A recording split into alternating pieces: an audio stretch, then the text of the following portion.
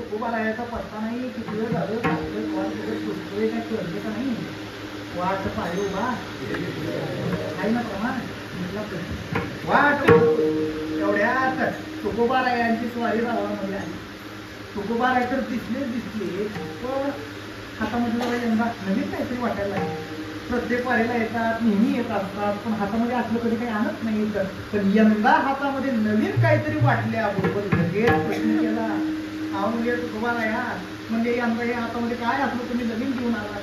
सांगितलं अहो हे होय म्हणजे जंगलामध्ये रडत होतो दुःखीची होतं आलो म्हणजे आलो तर वारीला बरोबर बरं म्हणजे प्रेमाच्या काही 4 गोष्टी असतात नसतात. म्हणजे गावी परत मागायला गावी आल्यानंतर पडशी पोती पताका कुठे ठेवायची तिथे तेवढी हातपाय वगैरे धुतले आणि देवघरामध्ये गेले.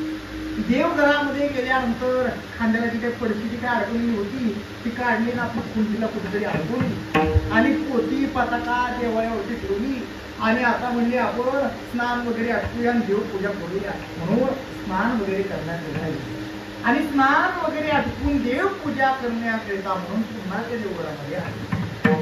आता त्या देवघरामध्ये एक चंदनाचं स्थान सुरू होतं. हे आंघोळीला गेल्यापासून ते माघारी येईपर्यंत दुर्बीण लावून त्या पताक्याकडे लागलं बघायला आणि लागलं विचार करायला. अरे म्हणजे हे तर आमच्या जंगलातलं आमच्या सर्वे नंबर मधलं होतं झाड माझ्यापेक्षा उंची असल्यावरती वरती जाऊन बसले.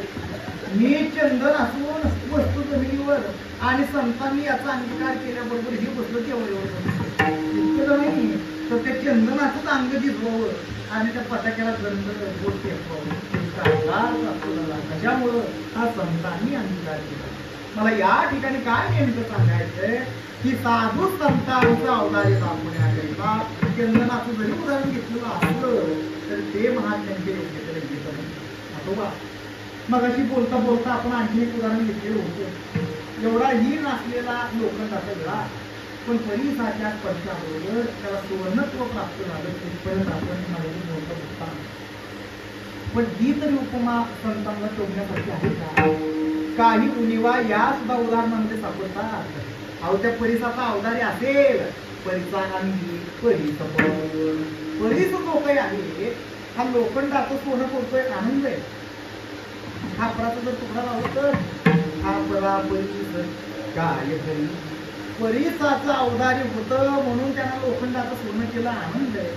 आणि खापराचा जर तुकडा लावला तर खापर सोडून द्या तांबा लावा चितळ लावा नाही ते कार्य त्याचे ते होणार. परिसाचं औदार्य फक्त लोखंडापुरतच. पण साधू संत मात्र असे नसतात. संत हे सगळ्यात जगाचा उद्धार करतात. संतांनी काय केलंय अवधीला बाई आपुलिया परंतु गुणदोष या 3 विचार गुणाचा कुठल्याही प्रकारे महात्म्यांनी विचार केलेला नाही.